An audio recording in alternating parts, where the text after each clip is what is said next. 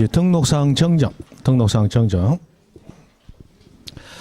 자, 등록상 정정은 등록된 사항에 오류, 잘못된 게 있을 때 고치는 게 정정입니다. 그럼 아까 우리 지적공부 정리라는 용어 배웠죠? 지적공부 정리는 잘못된 걸 고치는 게 아니고, 자, 처음에 제대로 등록이 돼 있었어요. 그런데 현실에 변화가 생깁니다. 예를 들어 지목이 전이었어요. 지적공부도 전으로 등록돼 있습니다.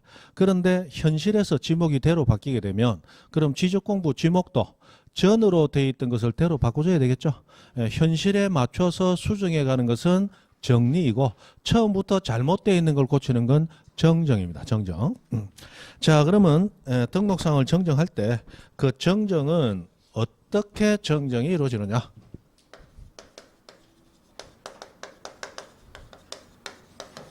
첫 번째, 자, 정정을 할 때 그것이 토지 표시가 잘못 등록되어 있더라.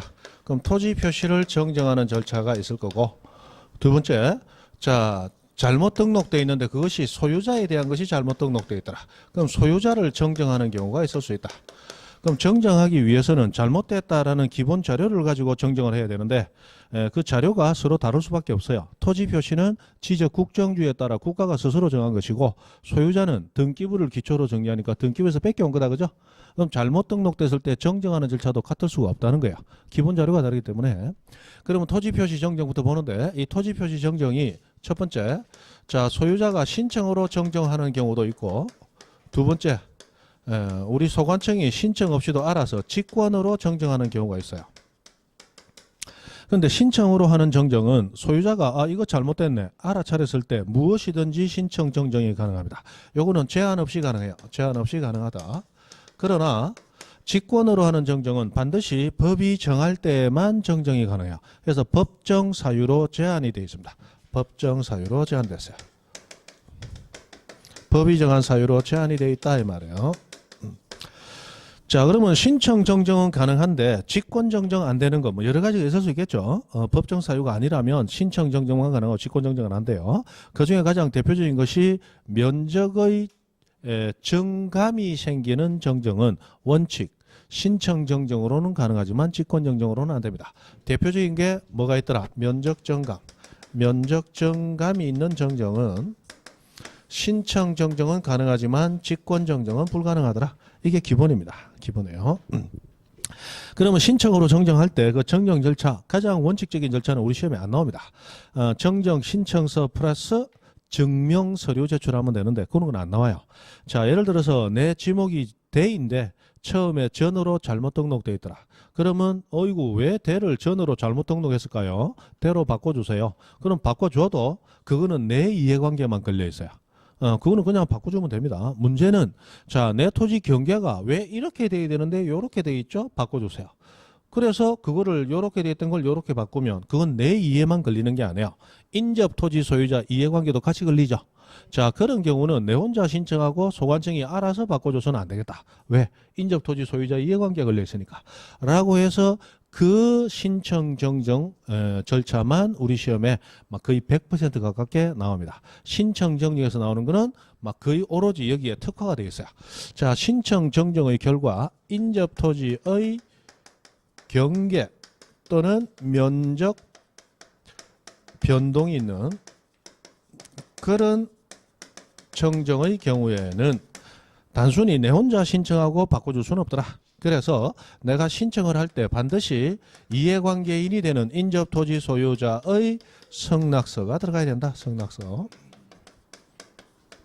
그래서 경계가 이렇게 바뀌는 것은 그게 옳은 거니까 나는 상관없습니다. 바꿔도 좋습니다. 라는 성낙서를 붙여서 들어와야 소관청에서도 바꿔줄 수 있다는 거예요. 그런 성낙서 없는데 바꿔줬다. 나중에 그 이해관계인인 옆 토지 소유자 낯들고 어디로 뛰어온다. 구청 뛰어오겠죠.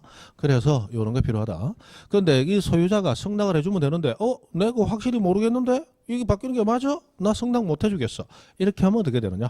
그때는 법원에 가서 소송을 내가지고 그렇게 하는 게 맞다는 확정된 판결서를 첨부하면 됩니다. 자, 여기서 공식처럼 나오는 거 하나. 자, 우리 지적법과 등기법에서 누군가의 성낙서가 들어와야 돼요. 특히 등기법 가면 많이 나오는데 성낙서가 들어와야 되는데 그 성낙서 상대방이 써줘야 되는 거죠. 안 써주더라. 그때는 반드시 성낙서에 가름하는 판결. 판결이 항상 요구됩니다. 그래서 성낙서 하고 나왔다. 그럼 성낙서를 못 붙이는 경우도 있을 수 있다. 그 사람 성낙 안 해줄 수가 있으니까 그럼 성낙서 또는 언제나 뭐 확정 판결서. 이건 항상 같이 당긴다 생각하시면 돼요. 같이 당긴다. 자, 그리고 이 소유자의 성낙서 플러스 확정 판결서 하고 자, 경계와 면적은 눈으로 보면 나온다. 청량해봐야 한다. 청량해봐야 알죠. 그래서 청량을 의뢰해서 나온 청량 결과도라는 것을 증명서면으로 첨부를 해야 됩니다. 자, 이 청량 결과도는 등록상 정정을 위한 거기 때문에 이름이 등록상 정정 청량 성과도 이렇게 되어 있어요. 그래서 신청 정정에서는 뭐 나왔다 하면 요겁니다. 나왔다 하면 요거예요. 자, 그러면 직권 정정은 법이 정한 사유로 제한되어 있다라고 했는데 그럼 법이 정한 사유 뭐가 있느냐? 뭐가 있느냐? 우리 121페이지로 가보시면 121페이지 거기 저 위에 박스 2번 박스 2번 이게 무슨 색입니까? 파란색이라 해야 되나? 파란색 박스 파란색 맞아요? 이 파란색 맞나? 보통 청색하면 좀 더 가볍고 밝은 색깔인 것 같은데 이게 청색, 남색 무슨 색인지 모르겠다. 자, 2번 직권 등록상 정정해 놓은 거. 거기에 보면 밑에 동그라미 1번부터 9번까지 9가지 나와 있죠. 그 9가지. 이게 직권 정정 사유입니다. 이 직권 정정 사유도 여러분은 재미나게 외우시면 됩니다. 외우셔야 돼요. 자, 이 직권 정정 사유는 기본적으로 소관청의 잘못이 있는 경우입니다. 기본적으로 소관청이 잘못한 걸 내보고 고치라고 신청해라 해야 됩니까? 지가 고쳐줘야 됩니까? 지가 고쳐야지. 지가 잘못한 건 지가 고친다. 책임지는 행정이죠. 자, 잠깐 봅니다. 1번 토지 이동 정리 결의서. 아까 지적공부 정리하기 직전에 만들어지는 게 토지 이동 정리 결의서라고 그랬죠. 그 내용대로 지적공부 정리가 돼야 되는데 그 정리 결의서 내용과 다르게 정리됐어요. 그럼 지적공부 기록 내가 했어요? 지가 했어요? 지가. 토지 이동 정리 결의서 내가 만들었어요? 지가 만들었어요? 지가. 그러면 지가 만든 그대로 지가 정리하다가 지가 잘못했으면 내가 고쳐야 돼? 지가 고쳐야 돼? 지가. 전부 그런 거다 이 말이야. 그 다음에 2번 지적도 및 임야도에 등록된 필지가 면적의 증감 없이 거기 박스 하나 쳐놓습니다. 면적의 증감 없이. 그래서 아까 면적 증감이 있으면 원칙 직권 정정 사유가 안 된다 그랬죠. 면적의 증감 없이 경계 위치만 잘못되어 있습니다. 자, 지적도 임야도 내가 만들었어요? 지가 만들었어요? 지가. 거기 경계 선 끄은 거 내가 껐어요? 지가 껐어요? 지가. 그러면 그 잘못 끄은 거 내가 고쳐야 돼? 지가 고쳐야 돼? 지가. 전부 그런 거다. 전부 그런 거다. 그 다음에 3번 공간정보의 주민이 관련된 법률 개정에 의한 규정에 따라 면적 환산이 잘못된 경우. 자, 옛날에 우리나라 토지 면적은 평이라는 단위로서 등록을 했어요. 그러나 지금은 평이 아니고 제곱미터라고 해서 옛날에 평으로 쓸 때를 척관법이라고 불렀고 지금 제곱미터 쓰는 것은 미터법으로 바뀌었다라고 해요. 자, 그러면 옛날에 한 평은 지금 제곱미터로 하면 대략 3.3제곱미터.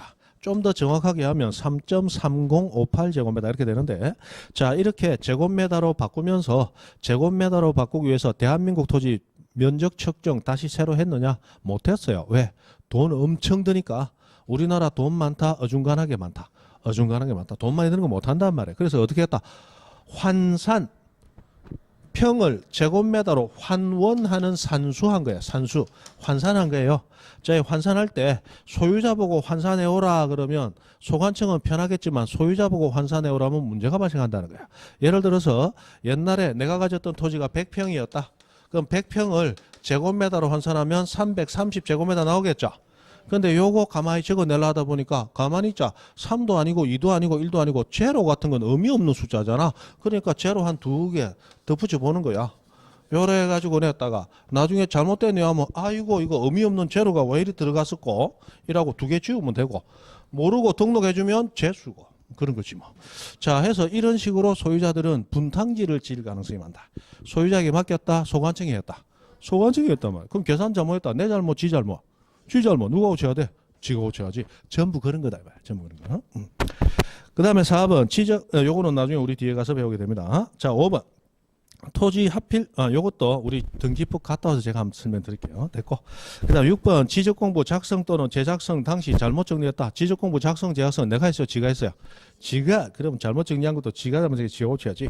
그다음 7번 지적 청량 성과와 다르게 정리했다. 자, 지적 청량한 결과도에 따라서 도면에 등록하는 거 내가 했어요, 지가 했어요. 지가 그게 지 잘못인가 지가 고쳐야지. 전부 그런 거잖아. 그다음 8번 지적공부 등록상이 잘못 입력됐다 했는데 입력은 아까 위에 지적공부 작성 제작성 정리는 종이로 되어 있는 지적공부에 적어넣는 행위를 얘기하는 거고 입력은 요즘 전산화된 거 키보드 두드리는 게 입력이잖아요. 맞죠? 그러면 그 지적공부 전산화된 지적공부 키보드 두드리는 손가락이 내 손가락이다, 지 손가락이다. 지 손가락이잖아. 그럼 누가 고쳐야 돼? 지 손가락 고쳐야지. 맞죠? 지가 고친단 말이에요. 전부 그런 거다 이 말이에요. 전부 그런 거. 그 다음에 9번 일필지가 각각 다른 지적도나 임야도에 등록되어 있는 경우로서 지적공부에 등록된 면적과 청량한 자 거기 줄 하나 끊었습니다. 실제 면적은 일치. 실제 면적은 일치. 여기도 보다시피 아까 저 위에 2번하고 여기 9번하고 보면 자 면적의 정감은 있어요, 없어요? 면적의 정감은 없어요. 그런데 이 경계가 일접합되지 않아서 정정해야 되는 경우하고 나왔는데 뭐 이런 경우입니다. 자 여기 지적도가 있어요. 지적도에 토지들이 이렇게 가다가 여기에 끝나버리고 여기 괄호 산대 있더라. 이 괄호 산대 있는 곳은 토지가 없는 곳이다. 토지는 있는데 임야도 등록돼 있다. 임야도 등록돼 있다. 지적도 등록된 토지가 임야도에 또 등록되면 안 되기 때문에 임야도 등록된 토지는 괄호 산에서 비워버린다고 그랬죠. 그러면 옆에 임야도를 가보니까 임야도에 토지가 이렇게 돼 있더라. 그러면 여기 있는 이 경계와 여기 있는 이 경계는 실제 토지에서는 붙어 있는 경계여야 되죠. 맞잖아요. 그래서 여백을 없애고 붙여보니까 이 경계와 이 경계는 한 선으로 붙어야 되는데 안 붙어 있고 이렇게 떨어져 있더라. 자 그런 경우에 면적의 정감은 있더라 없더라? 없는 상태에서 접합이 안 돼 있더라. 그러면 이걸 전체적으로 오른쪽으로 조금 밀어주면 되겠죠. 맞잖아요. 왼쪽으로. 자 요런 거 하는 것도 이거 선 내가 껐다 지가 껐다. 지가 껐잖아. 그럼 누가 고쳐야 돼? 지가 고쳐야지. 그러나 면적 정감이 있다 없다? 없다. 그럼 면적 정감 있는 것을 지가 고쳤다. 그럼 면적이 줄어든 토지 소유자는 가만히 있다 저녁에 놔들고 쫓아간다. 놔들고 쫓아갈 거잖아. 면적 정감은 직권으로 할 수가 없는 거야. 됐죠? 뭐 그런 거다. 그런 거. 그래서 이런 것들이 한 번씩 나오니까 알아두시면 되겠습니다. 됐고 나머지 얘기들이야 뭐 그죠? 됐습니다. 그 다음 넘어가 보시면 122페이지에 4번 소유자 정정하는 얘기가 나왔습니다. 소유자 정정. 그 위에 보면 그 3번에서 등록상 정정 대상 토지에 대한 대장 열람 등본 발급하는 때에는 하고 나왔는데 그것도 예전에 시험에 한번 나온 적이 있습니다. 지문에. 그냥 보시면 자 등록상 정정 대상 토지입니다. 정정 대상 토지인데 아직 정정은 안 돼 있다는 얘기죠. 대상 토지니까. 그런데 그 대상 토지에 대해서 등본 발급 또는 열람 신청이 들어왔습니다. 그러면 이걸 그대로 보여주면 이게 고쳐져야 될 건지 아닌지 모르는 상태에서 잘못된 정보를 취득하게 되겠죠. 그러니까 이거는 등록상 정정 대상이 돼 있는 토지이기 때문에 주의해서 보세요라고 뭔가 인식할 방도가 있어야 되겠죠. 그래서 어떻게 한다? 등록상 정정 대상 토지라고 적은 부분을 흑백의 반전으로 흑백 바꾸어 가지고 눈에 확 뜨이게 해주든지 또는 붉은색으로 해서 눈에 확 뜨이게 해줘라. 뭐 당연하겠죠. 읽어보면 되죠. 됐습니다. 그 다음에 소유자 정정하고 나왔습니다. 소유자 정정.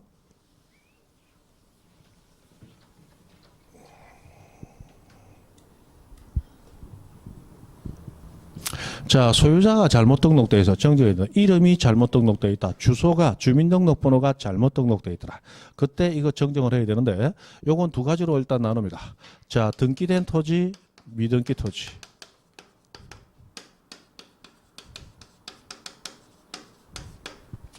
자, 그래서 등기된 토지는 당연히 소유자를 원래 어디서 뺏겨왔어요? 등기부에서 뺏겨왔죠. 그래서 등기된 토지의 경우는 당연히 등기 관련 자료 가지고 소유자 정정을 해줘야 되겠죠. 이때 등기 관련 자료가 네 가지가 있더라. 등기 필증 또는 등기 완료 통지서 또는 등기 사항 증명서 또는 등기 전산 정보 자료라고 해서 전부 등기 관련 자료예요. 자, 해서 요 네 가지가 나옵니다. 네 가지 그대로 그냥 자꾸 봐놓고 익숙하게 하시면 돼요. 자, 등기 필증은 우리가 등기 신청했을 때 내가 권리를 가지게 됐다. 그럼 등기소에서 당신 명의의 등기가 끝났다라는 증서로서 등기 필정보라는 이름으로 요즘 나와요. 등기 필정이라고 지금 되어 있습니다. 그 다음에 등기 완료 통지서는 우리 등기 필정 받을 때 등기 필됐다는 증서뿐만이 아니고 등기가 실제로 완료 끝났습니다라는 통지를 같이 해주도록 되어 있어요. 등기 완료 통지서는 등기가 끝났다는 통지고, 등기 필정은 나중에 그 등기 필정을 받았다가 나중에 내가 써먹어야 되는 중요한 서류예요. 그래서 이 등기 완료됐다는 통지서도 같이 받는 겁니다. 그 다음에 등기사항 증명서는 예전에 우리 등기부 등초본 불렀던 거예요. 등기부 등초본. 그게 지금 용어가 등기사항 증명서로 바뀌었어요. 그 다음에 등기 전산이니까 이거는 컴퓨터 안에 들어있는 전산화된 등기 자료를 얘기한다. 그죠? 그래서 모두 뭐 가지고? 등기 관련 자료 가지고 등기 필증, 등기 완료 통지서, 등기 사항 증명서, 등기 전산 정보 자료. 그래서 전부 등기 관련 자료들이에요. 이거 가지고 고쳐주면 된다. 잘못 뺏겼을 때는 그거 가지고 와서 고쳐주면 된다. 자, 미등기 토지는 뭐 가지고 고치느냐? 가족관계 기록 사항에 관한 증명서, 가족관계 증명서 가지고 고치도록 되어 있습니다. 자, 미등기 토지의 경우에 소유자 이름, 주소, 주민등록번호 잘못되어 있을 때 주민등록 등초본 가지고 고친다 하면 안 됩니다. 이건 안 돼요. 가족관계 기록상에 관한 증명서에 의하여 한다라고 우리 지적법은 딱 못을 받고 있습니다. 자, 가족관계 기록상에 관한 증명서는 예전에 우리가 뭐라고 배웠냐? 호적 등초본하고 불렀던 거예요. 호적 등초본. 이 호적 제도가 호주 제도 때문에 여성단체에서 반대를 했죠. 여성단체에서 반대하는 것도 이해는 돼요. 뭐 남편하고 같이 살면서 아기 놓고 사는데 남편이 뭐 사고로 먼저 가게 됐다. 그러면 남아있는 엄마가 호주가 되는 게 아니에요. 여자는 호주가 될 수 없도록 하고 아기들 중에서 남자 아기가 호주가 되도록 했죠. 그러니까 이거 뭐냐? 잘못된 거 아니냐? 하고 이제 고쳐라 해가지고 호주 제도가 없어질 버리고 완전히 소멸돼 버렸죠. 가족관계 등록 제도로 바뀌었어요. 여성단체가 그렇게 한 건 저도 반대하지는 않는데, 그런데 바꿀 때는 호적 제도 해서 호적이라는 두 글자를 바꾸면 두 글자로 바꿔야 될 거 아니야. 가족관계 기록 사항에 관한 증명서. 호적 등초본 5자 하면 끝나기 몇 자예요, 그죠? 그거는 잘못했다. 맞죠? 그건 잘못했다. 가족관계 기록사항에 관한 증명서. 그냥 가족 증명서 5자 있으면 부담될 거 없어. 5자니까. 가족관계 기록사항. 요거는 옛날에 호적 등초본 얘기예요. 그런데 그 사람의 성명, 주소, 주민번호가 나와 있는 것은 주민등록 등초본에도 성명, 주소, 주민번호 나와 있죠. 근데 이건 안 돼요. 안 되고 위에 거만 됩니다. 요거는 사람의 주소 증명 서면이에요. 요거는 그 본질 기능이 뭐에 있느냐? 주소를 증명하는 서면이고, 가족관계 증명서는 그 사람의 신분관계를 증명하는 거예요. 그러면 그 사람의 성명, 주소, 주민번호가 잘못되어 있을 때 주소 증명 서면 가지고 고치라 했다. 신분 증명 서면 가지고 고치라 했다. 신분 증명 서면 가지고 고치라 했다는 얘기예요. 그런 얘기입니다. 됐어요. 그 정도. 그 다음 123페이지 행정구역의 명칭 변경하는 게 나왔습니다.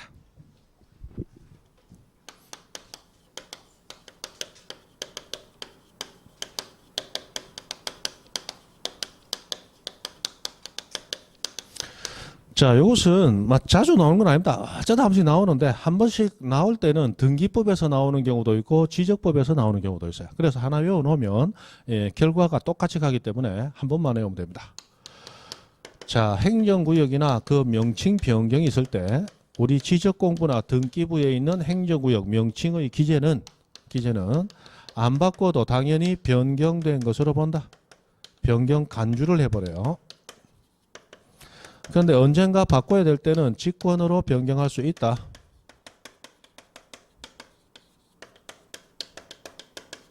이렇게 되어 있다는 거예요.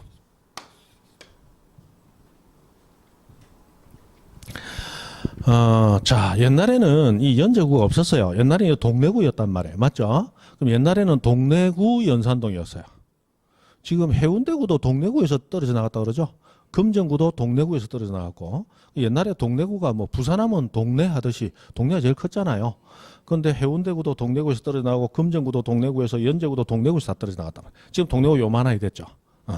자, 어쨌든 예전에는 동래구라고 되어 있었어요. 그럼 부산시 동래구 연산동 되어 있던데 어느 날 연제구로 바뀌었습니다. 행정구역이 바뀌었단 말이에요. 맞죠? 그러면 우리 지적공부나 등기부에 기재되어 있는 부동산 표시, 부산광역시 동래구 연산동을 부산광역시 연제구 연산동, 연제구 연산동 말고도 많이 있죠. 해서 쭉 바꿔야 된단 말이에요. 자, 바꿔야 되는데 문제는 이 부동산 표시뿐만이 아니고 여기에 살고 있는 사람들이 부동산의 권리를 가지고 있을 때 그 권리 가지는 자의 주소도 부산광역시 동래구 연산동 돼 있을 거 아니야. 그거 다 연제구 연산동으로 다 바꿔줘야 됩니다. 뭐 한두 건에 그친다. 수없이 많다. 수없이 많다. 그걸 하루아침에 다 바꿀 수 있다 없다? 없다. 그래서 법은 융통성을 발휘합니다. 어떻게 하느냐? 지적공부 기재는 동래구라고 돼 있더라도 연제구로 변경된 것으로 보자라는 거야. 불가능하니까. 한꺼번에 못 바꾸니까. 맞죠? 그러나 언젠가는 바꾸긴 바꿔야 되죠. 바꿀 때 소유자 보고 권리자 보고 바꿔서 신청해라 해야 된다. 자기들이 바꿔줄 수 있다. 자신들이 바꿔줄 수 있다. 해서 스스로 바꾸도록 되어 있다. 자, 우리가 동래구 살다 연제구로 이사 간 게 아니에요. 나는 거기 살고 있는데 연제구로 그냥 법령이 바뀌어서 바꿨단 말이에요. 맞죠? 내보고 신청하라 하면 안 된다 말이야. 난 항상 거기 살고 있으니까 직권으로 변경할 수 있다. 그래서 옛날에 동래구 일대부터 여기 사셨던 분은 연제구로 바뀌고 나서 지적공부든 등기부든 그 기재 행정구역 명칭을 연제구로 바꿔달라고 신청한 적이 분명히 없어요. 없는데도 어느 날 찾아보면 연제구로 다 바뀌어 있는 거예요. 뭐 때문에? 직권 변경할 수 있다. 이 규정 때문에 그런 거예요. 요거는 우리 등기부든 지적공부든 똑같습니다. 똑같이 하니까 한 번에 오시면 두 군데에서 다 하는 거예요. 됐죠?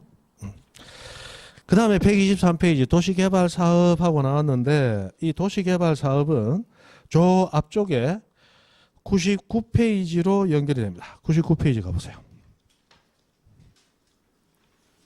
거기 가면 그 제일 위에 2번 토지 이동의 신청권자 하고 나왔죠. 요거에서 연결이 돼서 나옵니다. 자, 아까 토지 이동이 있을 때 신규 등록부터 해서 바다로 된 토지 등록 말소까지 60일이든 90일 이내든 신청을 누가 하도록 의무부가 하고 있었어요. 누가 하도록? 소유자가 하도록. 그죠? 소관청에게 해야 되지만 소유자가 하도록 하고 있었죠. 그래서 토지 이동 신청자는 원칙 토지 소유자라는 거예요. 소유자. 제3자는 원칙적으로 안 된다 이 말이에요. 그죠? 그런데 제3자가 할 수 있는 예외가 두 가지가 있습니다. 예외 두 가지. 자, 예외 1 해가지고 대위 신청이라는 게 있고 예외 2 해가지고 예외 2는 특례, 특별한 예외다. 특례로서 도시개발 사업 등 사업이 실시되는 지역을 얘기합니다. 자, 예외가 두 가지로 나눴어요. 두 가지로 나눴는데 대위 신청에서는 소유자 원래 토지 소유자 신청할 수 있습니다. 그런데 또 신청할 수 있다라고 했을 때 이 제3자가 하는 신청을 대위 신청이라고 부릅니다. 그 다음에 특례 신청에서는 소유자도 신청을 못합니다. 못하고 제3자인 여기서는 사업시행자라는 사람이 있어요. 이 사람만 신청할 수 있다. 요거는 특례로 분류합니다. 특례. 위와 아래의 차이점. 대위에서는 소유자도 가능, 제3자도 가능. 이때 제3자 하는 신청을 무슨 신청? 대위 신청. 그런데 특례 신청에서는 소유자도 불가능, 제3자인 사업시행자만 가능. 요건 그래서 위의 예외하고는 구분해야 된다. 특례하고 구분하는 겁니다. 특례. 여기 예외 2에 있는 것이 그 중간에 2번 사업시행자하고 나와 있죠. 그것이 여기 있는 특례에 해당하는 거예요. 그리고 그 사업시행과 관련해서 도시개발 사업 등이 이루어지는 것. 그게 조금 전에 우리 123페이지 있었던 거예요. 연결이 됩니다. 자, 여러분 민법에서 지금 채권법 들어갔습니까? 채권법 아직 안 들어갔어요? 채권자 대위라는 용어 들어보셨어요? 대리 말고 대위. 채권자 대위. 자, 채권자 대위는 원래 채무자가 행사해야 될 권리인데 채무자가 권리 행사하지 아니할 때 제3자인 채무자의 누구? 채권자가. 채권자 자신의 권리가 아니고 채무자의 권리를 대신 행사하는 거. 그게 채권자 대위입니다. 맞죠? 그러면 여기서 소유자라는 사람이 신청할 수 있는 어떤 권한을 가지고 있어요. 이 사람이 신청해야 되는데 이 사람이 아닌 제3자가 그 사람이 해야 될 행위를 대신해서 할 수 있다. 이게 뭐다? 대위이다 말이야. 대위. 맞죠? 그런데 여기는 그 사람이 신청할 수 있는 걸 대신하는 게 아니고 그 사람도 신청하지 못하도록 막아버리고 제3자만 신청하기 때문에 또 다른 예외로 분류를 하는 거예요. 자, A가 B한테 돈 꿔줬어요. 1억. 그럼 A는 채권자죠. B는 채무자죠. 그런데 B는 다시 C에게 그 1억을 빌려주고 플러스 이자를 받기로 했어요. 그럼 B는 C에게 채권자죠. C는 채무자죠. 자, A가 자신의 채무자인 B한테 가서 돈 돌려주세요라고 요구합니다. 그랬더니 B는 주머니를 탈탈 털어서 보여주는데 먼지만 문제가 아니고 주머니마다 빵꾸가 다 나 있습니다. 자, 주머니에 빵꾸 나 있는 사람 진짜 돈 있다 돈 없다? 진짜 돈 없다. 진짜 돈 없다. 주머니 빵꾸 난 거 돈 있는 사람은 기워서 당겨야 돼. 흐를 수 있으니까. 주머니 빵꾸 나다 돈 없더란 말이에요. 그래서 돈 못 갚는구나 하고 왔더니 소식을 들어보니까 돈을 C한테 빌려준 게 있더라. 그럼 C한테 자기 채권을 행사해서 돈을 받아온다면 나한테 갚을 수 있겠죠. 그런데 그 돈 받아올 생각은 안 하고 지금 내 주머니 빵꾸 나 있다는 것만 보여주고 돈 갚으려고 생각을 안 하는 거야. 그러면 자, C한테 돈을 빌려준 사람은 B죠. 그럼 C한테 돈 갚아라 할 수 있는 사람은 누구예요? 계약을 한 B밖에 안 되는 거예요. 그런데 이때 B가 그 돈을 받아와서 내 채권 변제를 할 수 있는데도 권리 행사를 하지 않을 때는 누가? 채무자의 채권자인 A가. A는 C한테 돈 빌려준 적이 없어.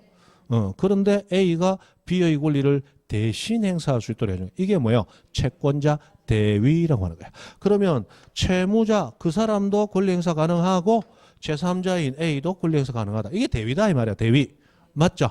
그런데 특례에서는 이 사람도 행사 못하도록 막아버리고 제3자만 행사할 수 있다. 이게 특례다 말이야. 특례. 그래서 구분을 하는 거예요. 그런데 이거는 민법적인 의미에서 대위와 이것의 차이점을 설명드리기 위해서 제가 설명드린 거고 우리 지적부에서 이 차이점까지 묻지는 않는다. 다만 대위할 수 있는 자는 법에 의해서 네 사람만 딱 정해져 있다. 그 네 사람은 외우셔야 되는 거예요. 그러면 대위 소유자도 할 수 있지만 제3자도 할 수 있다 할 때 그 대위할 수 있는 자는 첫 번째 우리 공공사업 시행자. 이 사람이 원래 소유자를 대위해서. 두 번째 국가기관 또는 행정기관이나 또는 지방자치단체의 장이. 세 번째 자, 공동주택 관리인이. 관리인이 없을 때는 그때는 공유자가 선임한 대표자가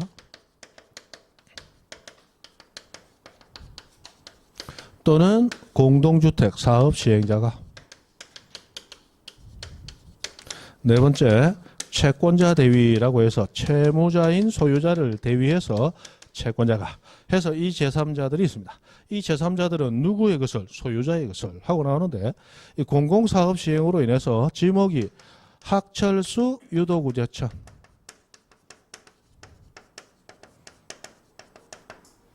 의지모. 자, 이제 설명 들으세요. 이거 다 있다. 그죠? 설명드리는 게 중요하다. 자, 공공사업을 시행하면서 토지의 지목이 학철수 유도구제청으로 바뀌었어요.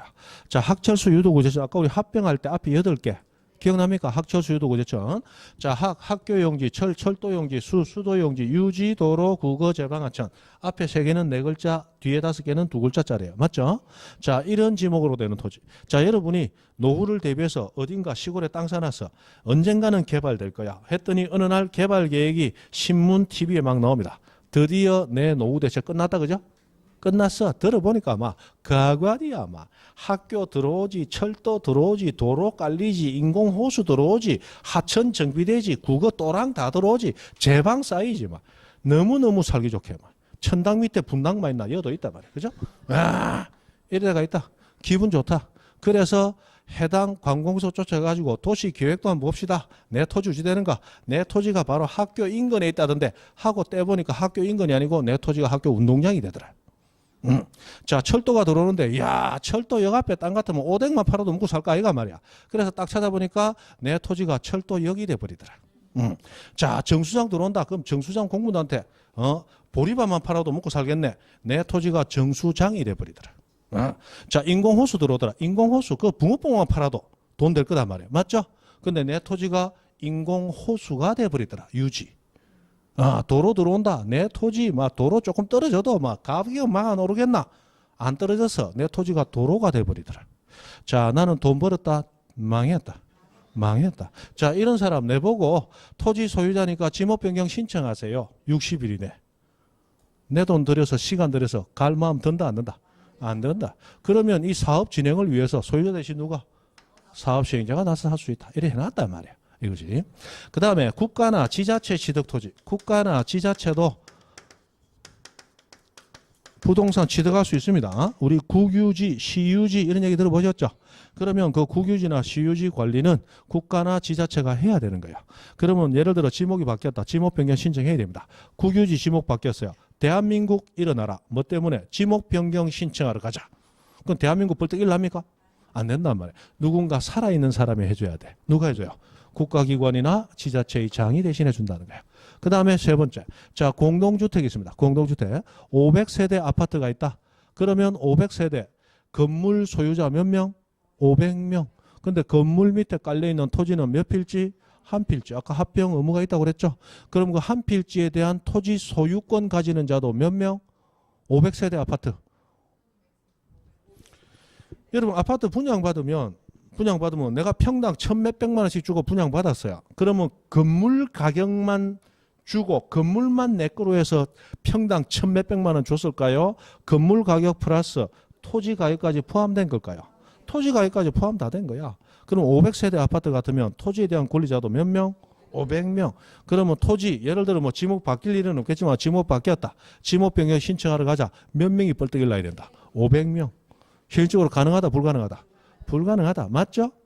제가 한 얘기지만 반상회 할 때 오늘 저녁에 수육 준비해놨습니다. 오셔서 맛있게 드시고 가세요. 오늘 반상회 7시 반.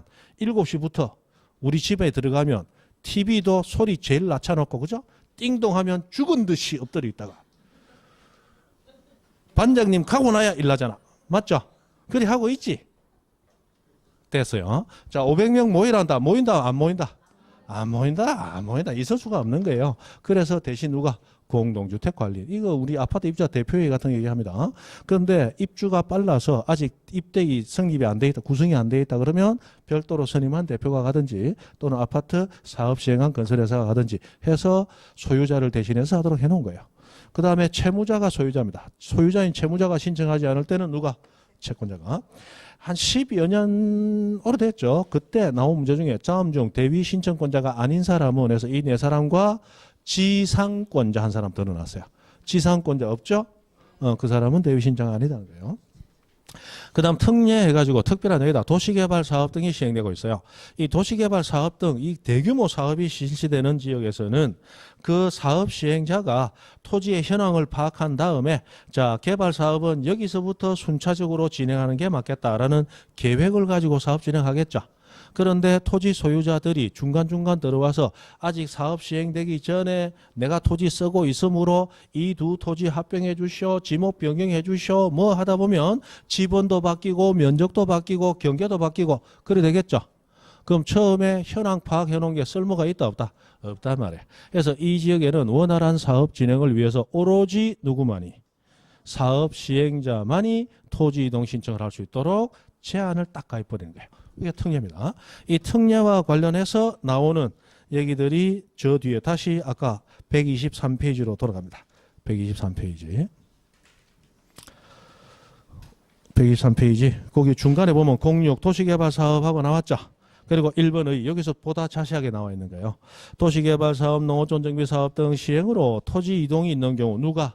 사업 시행자가 소관청에게 토지 이동 신청하는 것하고 해놓고 여기서 이제 자세하게 나오고 있는 거예요. 그리고 이 도시개발 사업과 관련해서 도시개발 사업을 실시하는 사업 시행자는 사업 착수되거나 사업 변경되거나 사업이 완료되었을 때 그 사업 시행자는 이 사실을 신고를 해야 됩니다. 신고를 며칠 내 15일 이내에 누구에게? 소관청에게 신고해야 돼요. 요 15일 이내 이런 얘기들 숫자로 되어 있는 것이 가끔씩 나옵니다. 자, 그러면 이 사업은 뭐가 있느냐 해가지고 이 사업에 대해서 실제로 공부를 하면 한 30개 가까이 나옵니다. 이 사업이 도시개발 사업, 농어촌 정비 사업, 무슨 사업에서 나오는데 그냥 대규모 사업이면 이게 적용된다라고 생각하시면 되고. 자, 124페이지 넘어가 봅니다.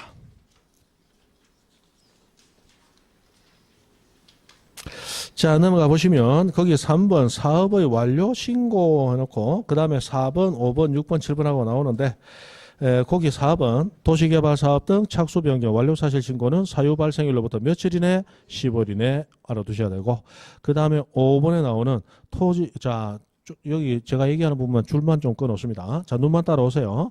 토지 이동 신청은 그 신청 대상 지역이 자, 그 다음에 환지를 수반하는 경우에는 사업 완료 신고로서 이를 가름할 수 있다. 이는 위에 있는 토지 이동 신청입니다. 토지 이동 신청. 이를 가름할 수 있다 할 때 이는 뭐예요? 바로 위에 있는 토지 이동 신청에 가름한다는 얘기입니다. 자, 이것이 가끔이지만 한 번씩 시험에 나오는 경우가 있습니다. 자, 환지라고 하는 건 땅을 교환한다, 바꾼다는 얘기죠. 그러면 땅이 예를 들어 도로 만드는데 수용되었다. 나는 보상금, 금전을 챙기고 나올 수도 있고 대토라고 해서 다른 땅을 보상으로 받을 수도 있죠. 그럼 대토를 받았다는 얘기는 내 땅과 저 땅이 교환됐다는 얘기잖아. 맞죠? 이런 환지를 수반하는 경우에는 사업 시행자도 토지 이동 신청할 필요가 없어요. 법에 의해서 뭐만 하면 되니까 사업 완료 신고로서 토지 이동 신청에 가름하도록 돼 있죠. 그러면 이 개발 사업 실시되는 지역에서는 오로지 사업 시행자만이 토지 이동 신청을 할 수 있지만 그 사업 시행자도 뭐를 수반하는 경우, 환지를 수반하는 경우는 토지 이동 신청을 별도로 할 필요가 없더라. 아, 요것도 뭔가 의미가 있네. 그래서 한 번씩 문장이 툭 하고 던집니다. 알아두시고. 그 다음에 6번. 자, 요거 우리 주택건설사, 우리 아파트 사업 시행하는 건설회사가 워낙 예전에 도산을 많이 했기 때문에 주택법을 개정하면서 요 규정이 새로 들어오게 됩니다. 자, 주택법에 따른 주택건설 사업 시행자가 파산 등으로 인하여 토지 이동 신청이 불가능합니다. 그러면 우리 지금 우리 아파트 입주 예정자들은 집을 받고 돈을 줍니까? 돈부터 주고 나중에 집 받습니까? 돈부터 주고 나중에 집 받는 거야. 그럼 돈을 막 주고 거의 대부분 돈을 주는데 그 돈 중에 일부는 은행 빚까지 땡겼죠. 땡겨가지고 줬어요. 그러면 나중에 집이 와야 되는데 파산해버렸어. 토지 이동 신청도 안 되고 정리가 안 되고 있어. 지금 나한테 온다 안 온다? 안 와요. 그건 내 거 아니에요.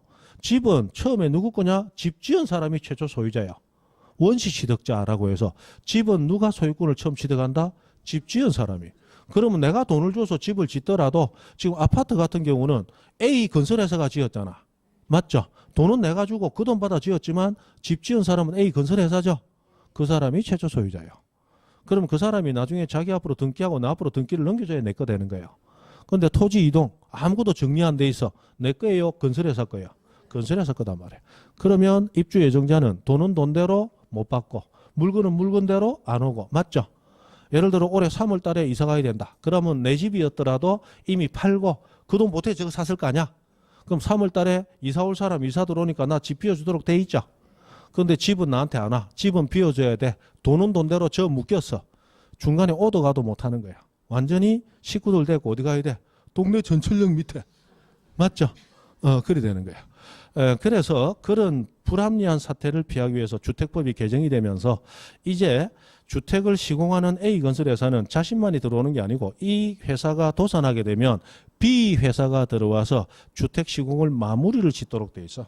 그게 주택 시공 보증한자라고 하는 겁니다.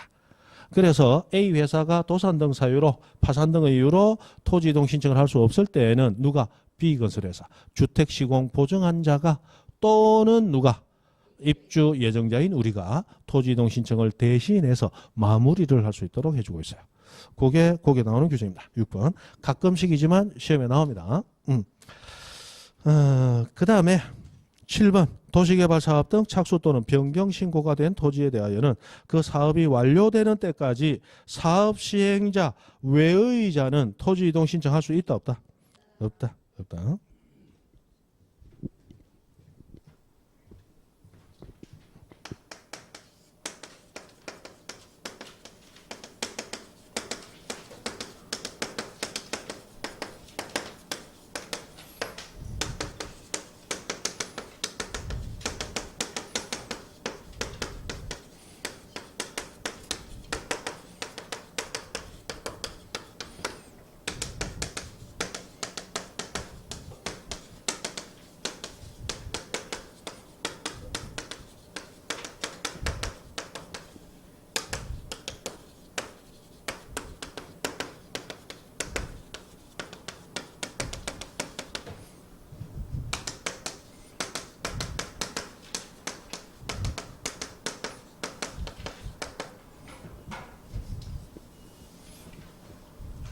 자, 요거 하나 적어 놓습니다.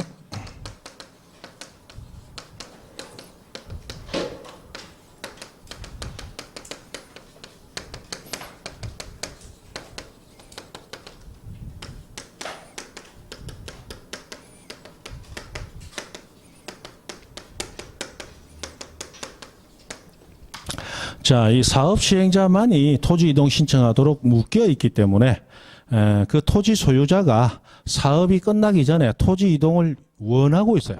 근데 스스로는 토지 이동 신청을 할 수가 없죠. 없기 때문에 이런 규정이 있단 말이에요. 규정이. 그래서 도시개발 사업 등 실시되는 지역에서 소유자가 토지 이동을 원하는 경우입니다. 그러나 스스로 이동 신청이 안 되죠. 토지 이동 신청은 오로지 누구만 할 수 있다. 사업 시행자만 할 수 있잖아. 그래서 사업 시행자에게 토지 이동 신청을 하도록 요청만 할 수 있어요. 스스로 토지 이동 신청 못 한단 말이에요. 그러면 그 사업 시행자는 어떻게 해야 되느냐? 무조건 반드시 해줘야 되는 건 아니고 해당 사업에 지장이 없다고 판단되면 그러면 해줘라. 지장이 없다면 무조건 해줘라. 하여야 한다. 이렇게 돼 있다. 그래서 이런 규정까지 있어서 제3자인 사업 시행자만 토지 이동 신청이 가능하고 토지 소유자조차도 토지 이동 신청을 스스로는 못하도록 제한이 되어 있다. 제한이 되어 있다. 됐죠? 그 정도.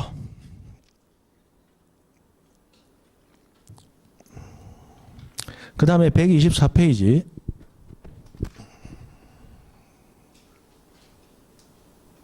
혹시 못 알아보는 글자 있습니까? 있을 수가 있나? 거의 뭐 양희지체라고, 그죠? 얼마나 멋지노? 됐습니다. 자, 3번 토지 이동 시기 124페이지 밑에 도시개발 사업 등에 따른 토지 이동은 토지 형질 변경. 자, 거기 줄이나 찍어 놓죠. 자, 도시개발 사업에 따른 토지 이동은 줄 거 놓고, 그 다음 그 뒤에 공사가 준공된 때에 이루어진 것으로 본다. 뭐가? 토지 이동. 토지 이동이 이루어진 것으로 본다. 공사가 준공된 때에 토지 이동이 이루어진 것으로 본다. 해서 자, 지적공부 정리와 상관없이 뭐 하면 토지 이동이 있는 것으로 본다. 라는 게 딱 두 군데서 나옵니다. 아까 우리 축척 변경은 확정 공고일에 토지 이동 있는 것으로 본다. 맞죠? 그리고 도시개발 사업 등은 지적공부 정리와 상관없이 공사가 뭐 되면 준공된 때에 토지 이동 있는 것으로 본다. 이 두 가지는 우리 지적 형식주의의 예외를 이루기 때문에 가끔이지만 시험에 지문으로 던집니다. 그 다음에 지적공부의 정리하고 나왔어요. 지적공부 정리.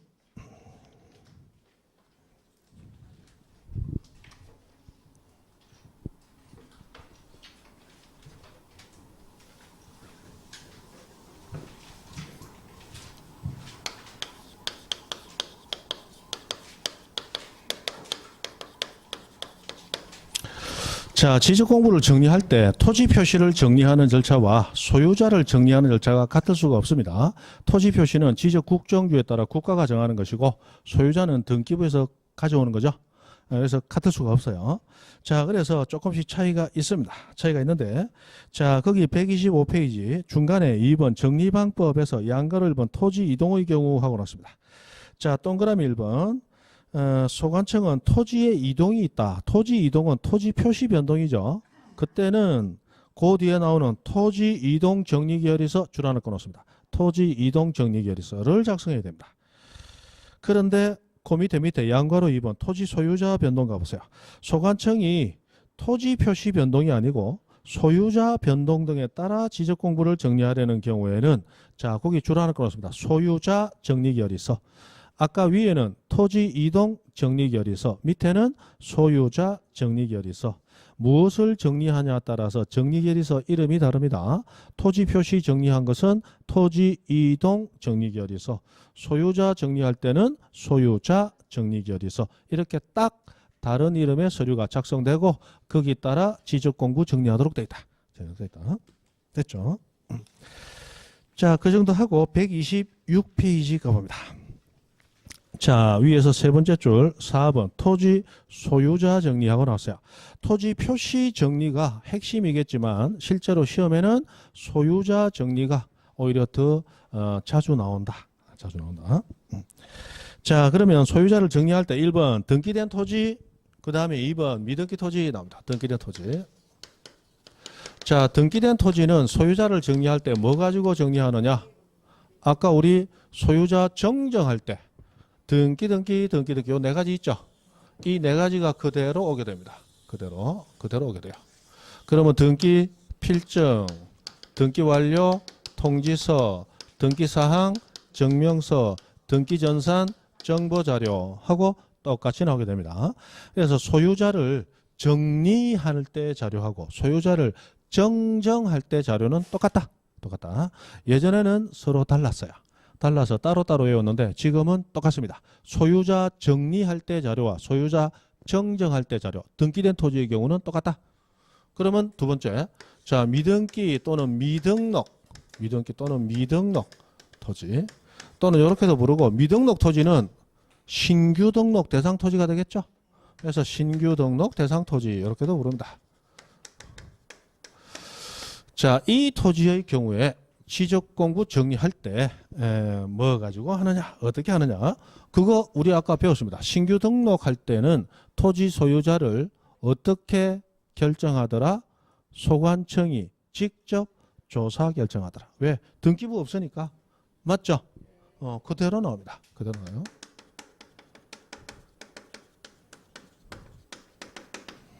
직접 조사 결정하여 정리 등록을 하게 됩니다. 그래서 이렇게 나온다는 거.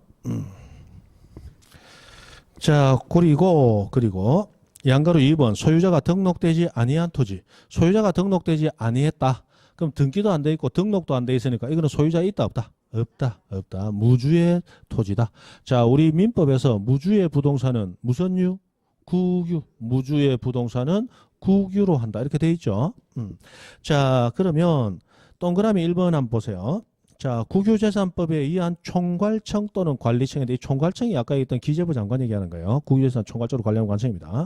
자, 지적공부에 소유자 없는 부동산에 대한 소유자 등록을 신청한다. 이게 무슨 얘기입니까? 소유자 없는 부동산에 대한 소유자 등록 신청한다. 자, 소유자가 없다는 얘기는 무주의 부동산이고 무주 부동산에 무슨 유? 국유니까 누구 명의의 소유자 등록을 신청해야 돼요? 국가명의죠. 국가명의. 그걸 알고 보셔야 된단 말이에요. 국가명의의 소유자 등록을 신청하는 경우 그럼 소관청은 국가가 원하니까 무조건 해주냐? 아니고 다시 한번 소유자가 있는지 없는지를 확인하고 소유자가 없다고 확신하는 경우에만 국가명의를 해주는 거예요. 그래서 소관청은 뭐라고 돼 있다? 해당 지적공부에 해당 토지 소유자가 등록되지 아니한 경우에만 소유자를 찾을 수 없다. 그죠? 그 경우에만 소유자 등록을 할 수 있다. 누구 명의에? 국가 명의에. 그런 얘기를 하는 거예요. 됐죠? 그 다음에 양가로 3번에 뭐 소유자가 등록된 토지 해가지고 이 왔다 갔다 하면서 맞추는 게 있습니다. 아까 우리 등기 촉탁하고 소유권 변경 사실 통지라는 건 아까 잠깐 봤죠? 일단은 그거까지만 하시고 그 다음에 불일치 통지 또는 불부합 통지라고 부르는 것은 우리 다음 과정에서 한번 보죠. 다음 과정에서. 자, 그리고 127페이지 재료에 오른쪽 가로 4번 수수료 하고 나왔습니다. 수수료. 소관청 소속 공무원 어쩌고 했는데 자, 우리 국가와 지방자치단체 간에는 수수료를 받을까요? 안 받을까요? 안 받죠. 국가와 지방자치단체는 모두 세금으로 영위되는 단체이기 때문에 국가에게 지방자치단체가 수수료 받아봤자 그 수수료는 왼쪽 주머니 있던 걸 오른쪽 주머니로 옮긴 거지. 맞죠? 예산이 전체적으로 보면 늘어나지도 줄지도 않는 거예요. 그 짓은 할 필요 없는 거죠. 할 필요 없습니다. 그 뭐 국가와 지방자치단체는 우리 호떡집하는 형제가 똑같죠. 형제가 호떡집에가 개업해놓고 손님이 없으니까 배는 고프고 형님이 있던 100원 내고 동생아 100원 받아라 내 호떡 하나 먹게. 그러니까 동생도 배가 고프죠? 그 금방 본 100원 있죠? 그거 형님아 하나 받아라 나도 호떡 하나 먹게 하고 둘이서 주고받으면서 호떡 배부르게 다 먹었어요. 다 팔았어. 돈 버는 거 있다 없다? 없죠? 그러니까 국가와 지자체 간에는 서로 간에 돈 주고 받아 의미 있다 의미 없다? 의미 없다 이 말이에요. 의미 없다. 그죠? 자, 128페이지 2번 등기 촉탁하고 났습니다. 등기 촉탁. 자, 등기 촉탁. 아까 등기 촉탁은 토지 표시가 바뀌었을 경우에 우리 지적공부상 토지 표시에 따라 등기부 토지 표시 바꿔줘야 되죠. 그때 소관청이 등기소를 향해서 이렇게 변경 등기하라고 요구하는 것, 그 등기 촉탁이라고 그랬죠. 자, 이 등기 촉탁에서 가장 중요한 것은 아까 우리 신규 등록은 선등록 후등기 원칙에 따라서 지적공부는 있지만 등기부는 아직 있다 없다? 없다. 그럼 신규 등록으로 인해서 토지 표시가 새로 생겼지만 표시를 변경하라는 등기 촉탁 사유가 된다 안 된다? 안 된다, 그죠? 그래서 자, 저 밑에 2번 중간에 2번 등기 촉탁 대상 해가지고 양가 1번부터 양가 6번까지 나와 있어요. 근데 그거는 그냥 나중에 한번 읽어보시고 이거 전부 다 토지 표시가 바뀌었다는 얘기예요. 그러나 제일 중요한 것은 밑에 심화학습 등기 촉탁 대상이 아닌 경우에서 첫 번째 신규 등록하고 나왔죠. 그게 제일 중요하다. 신규 등록은 등기 촉탁 대상이다 아니다? 아니다.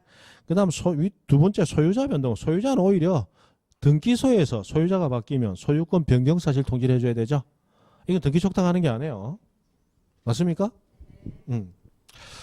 자, 그 다음에 세 번째 경계 좌표 변경하고 나왔는데 요거는 조금 문제가 될 수는 있습니다. 자, 우리 지적공부에서 토지 표시는 6개가 있어요. 소재, 지분, 지목, 면적, 그리고 경계와 좌표 6가지가 있습니다. 근데 우리 등기부, 토지 등기부 표제부에 표시로서 들어가는 것은 소재, 지분, 지목, 면적 요거 4가지가 들어가요. 그러면 우리 소관청은 소재, 지분, 지목, 면적의 변동이 있으면 등기 촉탁해야 되겠죠? 경계 좌표 변동이 있으면 등기 촉탁한다 안 한다? 안 합니다. 왜? 등기부에는 경계나 좌표가 등기되지 아니하니까 내 바꿨으니까 너도 바꾸라 할 이유가 없죠? 그래서 필요가 없는 거예요. 문제는 자, 경계가 토지 경계가 요렇게 돼 있었어요. 근데 토지 경계가 요렇게 바뀌면 면적은 그대로일까요? 면적도 바뀔 가능성이 있을까요? 면적도 바뀔 가능성이 있죠. 그래서 단순히 경계 좌표 변동이 경계와 좌표 변동되기 위해서 면적 증감이 없는 하고 나오면 면적 증감이 없는 경계나 좌표의 변동은 등기 촉탁 사유가 아니겠죠. 그러나 단순히 경계가 변동됐다. 이 말은 면적 변동될 가능성이 있죠. 무조건 등기 촉탁 사유가 아니다 하기가 조금 문제가 있는 거예요. 문제 이해되시죠? 그러므로 우리 밑에는 저렇게 나와 있지만 실제로 우리 문제로서 이렇게 나온 적은 없다 생각하시면 돼요. 요거는 나왔다면 바로 이의제기 대상이 될 수 있다. 문제 이해하시죠? 됐습니다. 그 정도로 보고 그런갑다 하시면 되겠습니다. 그 다음 저 위에 올라가면 1번 의의에서 양가로 2번 123페이지 128페이지 저 위에 양가로 2번 등기 촉탁은 누가 누구를 위하여? 국가가